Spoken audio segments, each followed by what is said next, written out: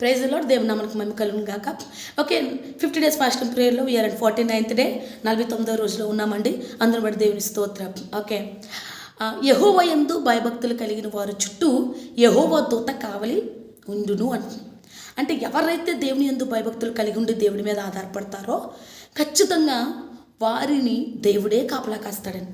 ఖచ్చితంగా వారి జీవితంలో ఏది అవసరమో, ఏది సంతోషాన్ని ఇస్తుందో, ఏది యథార్థమైన మార్గమో, ఏది మంచి మార్గమో, ఏది నిజమో సమస్తాన్ని బయలుపరిచేవారు ఎవరైనా ఉన్నారంటే అది దేవుడండి. సమస్తాన్ని కూడా దేవుడు బయలుపరుస్తాడు.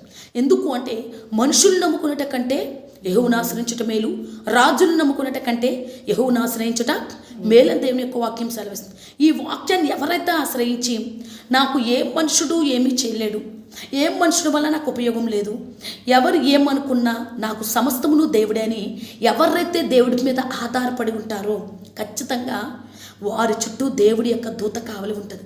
అందుకనే కీర్తనలు 97వ సంకీర్తన 7వ చరణం చూద్దామని. నీ ప్రక్కను 1000 మంది పడినను నీ కుడి ప్రక్కను 10,000 మంది కూలినను అపాయం నీ యొద్దకు రాదు. హల్లెలూయా. ఎవరైతే దేవుడి మీద ఆధారపడి ఉంటారో, ఎవరైతే దేవుని యందు భయభక్తులు కలిగి ఉంటారో, ఎవరైతే మనుషులకి భయపడక దేవునికి భయపడి తమ జీవితాన్ని సరిదిద్దుకుంటారో, తమ జీవితంలో ఉన్న ప్రతి ఒక్క తప్పును సరిదిద్దుకుని దేవుణ్ణి వెంబడిస్తారో వారి ప్రక్కన 1000 మంది పడినను 10,000 మంది కూలను. అంటే ఎవరికి ఏది జరిగినప్పటికీ కూడా దేవుడి యందు భయభక్తులు కలిగి ఉన్న వారి కుటుంబాన్ని ఎప్పుడు కాపాడుతూనే ఉంటాడంట. దేవుడు ఎప్పుడు కూడా రక్షిస్తూనే ఉంటాడు. కాబట్టి ఇక్కడ మనుషుల మీద ఆధారపడడం కాదు. ఎప్పుడైనా ఏదైనా సమస్య కలిగినప్పుడు వెంటనే డిపెండింగ్ ఆన్ పీపుల్, మనం ప్రజల మీద ఆధారపడిపోతూ ఉంటాం. ప్రజలు ఏం చేస్తారా, ఎవరు ఎక్కడి నుంచి ఏ సహాయం అందుతుందా, ఎవరు ఏ కార్యం చేస్తారని ఎదురు చూస్తూ ఉంటాం. కానీ దేవుడు అంటున్నాడు, వాళ్ళని ఆశ్రయిస్తే నీ జీవితంలో ఎలాంటి కార్యము జరగదు.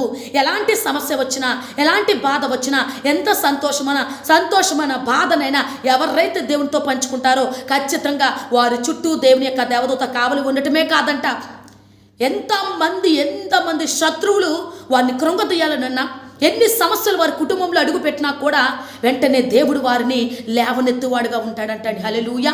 అందుకనే దేవుడు అంటున్నాడు, ఇక్కడ జకర్యా 2:8 సైన్యములకు అధిపతియగు యెహోవా సెలవిచ్చినది ఏమనగా హల్లెలూయా. ఎప్పుడైతే దేవుని ఆశ్రయిస్తామో దేవుడు అనుకుంటాడు ఏంటంటే, ఎప్పుడైతే మనం దేవుడిని ఆశ్రయిస్తామో, దేవుడి మీద ఆధారపడతామో మనము దేవుని సొత్తు అయిపోయి ఉంటాం. దేవుడు ఒక బాధ్యత మన గురించి తీసుకుని ఉంటాడంట.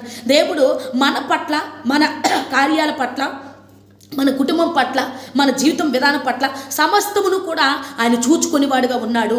అందుకనే ఎప్పుడైతే మన దేవుడి మీద ఆధారపడిన ప్రజలు ఉంటారో వారిని ఖచ్చితంగా వారిని ముట్టుకుంటే దేవుడు కనుగుడ్డుని ముట్టుకున్న వారితో సమానంగా దేవుడు చూసి ప్రతి అపాయం నుంచి దేవుడే తప్పిస్తాడు. కాబట్టి నీ శ్రమల్లో, నీ బాధల్లో, నీ ఇబ్బందుల్లో ఎవరో వచ్చి రక్షించాలి, ఎవరో వచ్చి కాపాడాలని ఎప్పుడూ అనుకోవద్దు.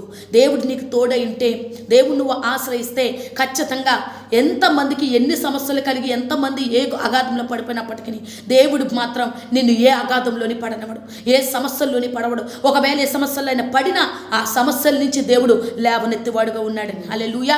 అందుకనే మనుషుల్ని నమ్ముకోవడం కానీ, లేదా సిచ్యువేషన్ నమ్ముకోవడం కానీ, ఈ లోకాన్ని నమ్ముకోవడం కానీ అలాంటివి ఏం చేయకుండా దేవుడిని మాత్రమే నమ్ముకుని దేవుడి మీద ఆధారపడేవారుగా మనం అందరం ఉందామండి. హల్లెలూయా.